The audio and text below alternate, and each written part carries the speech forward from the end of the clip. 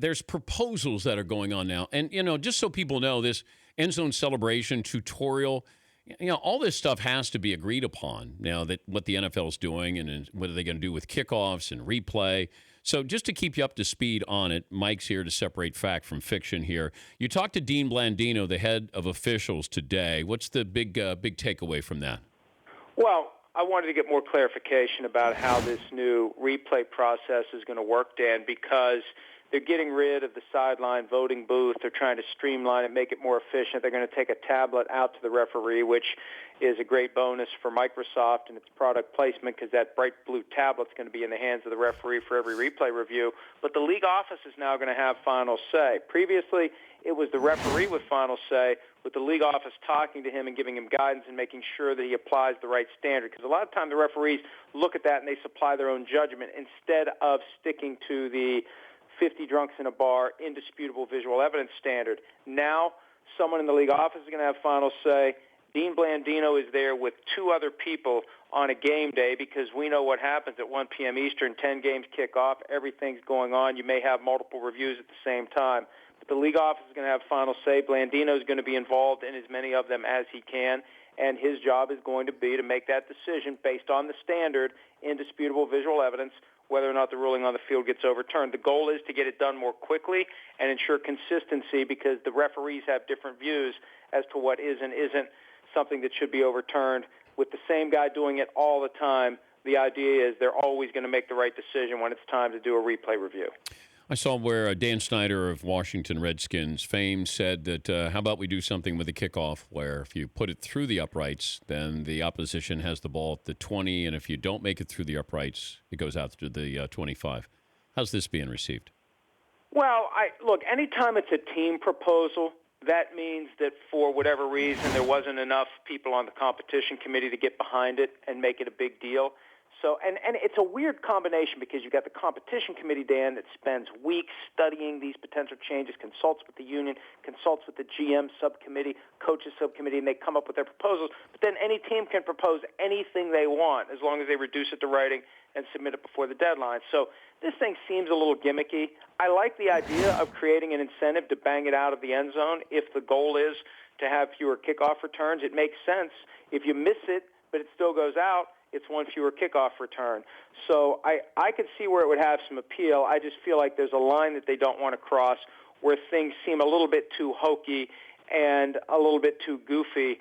But I like the creativity. Anytime somebody brings something to the table that's different than what we're used to, it's at least worth talking about it. But I'd be surprised if 24 owners get behind it. What if we gave you a point if you made it through the uprights?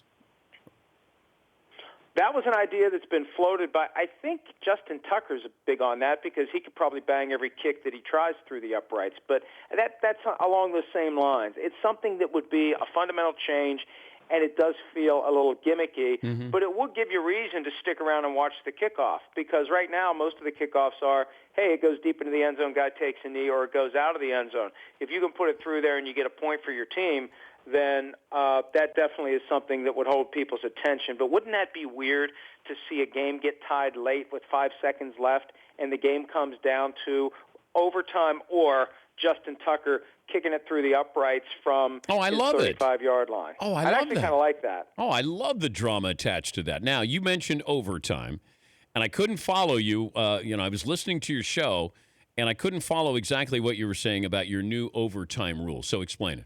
Okay, and let me give you a real example to bring it to life. Steelers-Bengals at Heinz Field. The game's tied, and the regulation period is over. So what do you do at overtime? My vision for this is to get away from the whole back-and-forth, sudden death, usual construct.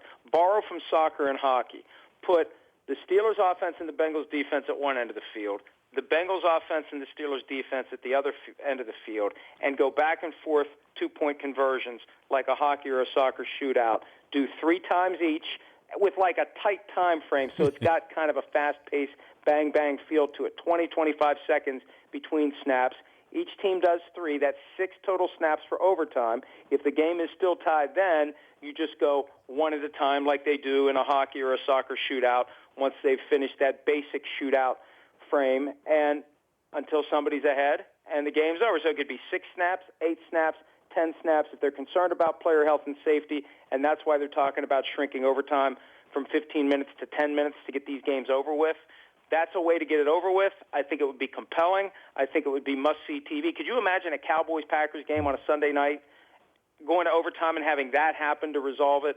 So there's a fine line between outside the box and crazy, but I don't like the overtime rule. I know it's not sudden death anymore, but you're going to have a lot more ties if they shrink it to 10 minutes because the team that receives a kickoff is going to get a field goal, then the other team goes down and gets a field goal, and there isn't enough time left to break the tie. We better get used to ties if they do shrink this to 10 minutes without making any other changes. He's Mike Florio, ProFootballTalk.com. All right, a couple of quick items here. Raiders moving ahead. Are they going to play at UNLV's stadium for a year? They're going back to Oakland for this year and then moving ahead to maybe UNLV for a year before the stadium is built? They've got a lease in Oakland, Dan, that lets them play their 2017 and 2018 if they want to, year-to-year lease. Now, the question is, when would their new stadium in Las Vegas be ready, and what would you do if you get to 2019? I mean, they could opt out 2018 and play in Las Vegas, or they could stay in Oakland for 2018, and then 2019 they'd have to figure out what to do. And, look, this Marshawn Lynch stuff has died down over the last week. I still think it's on the table, and I think from the Oakland Raiders' perspective, it's brilliant to possibly bring him in. If they get approval to move to Las Vegas and they're going to be in Oakland for another year or two, you bring an Oakland native in, and that helps hold the fan base together for those last couple of lame duck seasons, because it's going to be weird to have a team have multiple years in a stadium that it's about to move away from. I know. But where's this leave Adrian Peterson?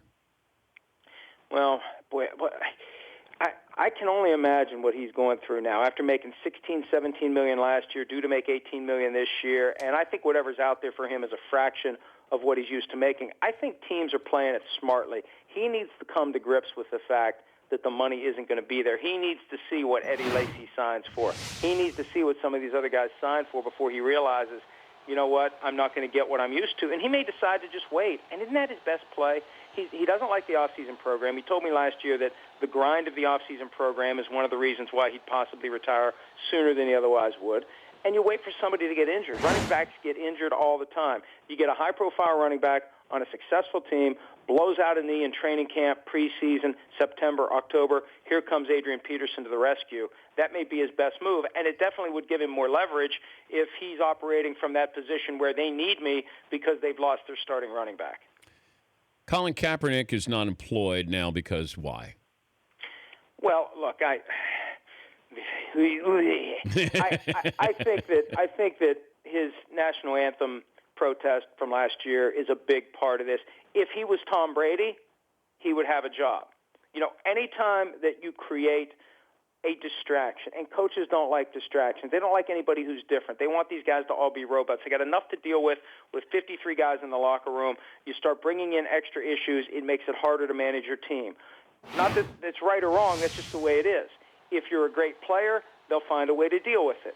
If you're marginal, they're going to find a way to not deal with it. And I think the problem is there may be coaches out there that think Colin Kaepernick could help their team. I bet if you attach Hugh Jackson to a lie detector test, he'd say, yes, he's by far the best option we're going to have this year in Cleveland. But you have to wonder, higher up in the organization, what do the owners think? Are they afraid fans are going to revolt? Now, look, Browns fans have been suffering through a lot of bad football for the last generation. I don't think they're going to flee the team if they sign Colin Kaepernick.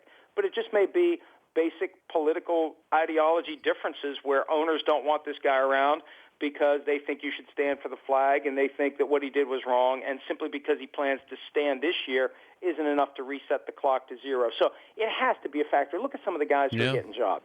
It has to be a factor.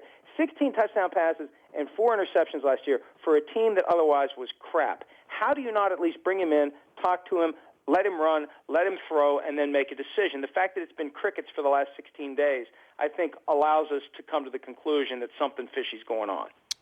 Any traction with this Johnny Manziel meeting with Sean Payton and the Saints?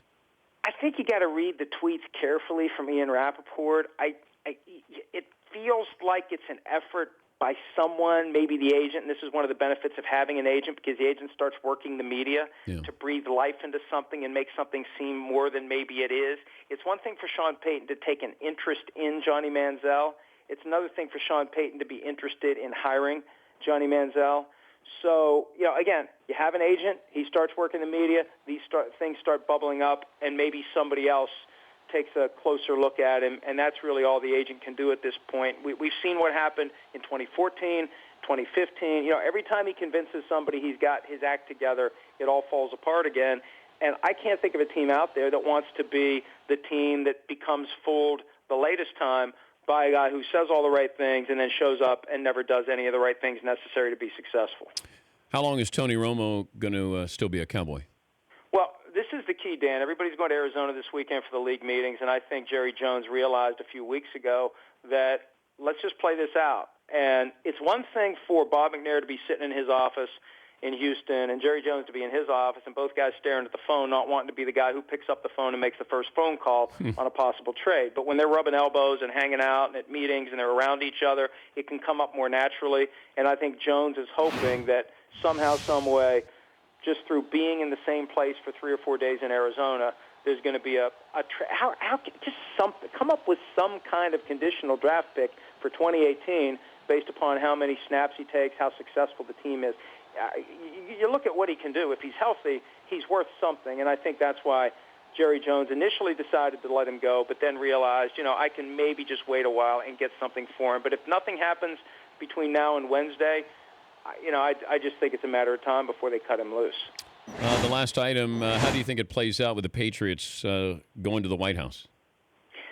I think the over-under, I was talking about this earlier, I put the over-under at 11 of guys who aren't going to go, and that's for all reasons, whether it's scheduling conflict, I don't feel like going, political reasons, whatever. I got it at 11. I think we're already at 6, but it's earlier than usual, too. Mm-hmm. But I got it at 11, and we'll see how that plays out. It's coming up in like 3.5 weeks.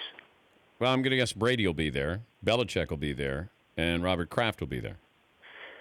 Well, if they wouldn't be boycotting for political reasons, let's just say that. Yes. Mike, have a great weekend. Thanks for joining us. All right, buddy. That's Mike Florio, ProFootballTalk.com. The Dan Patrick Show, weekday mornings on Audience.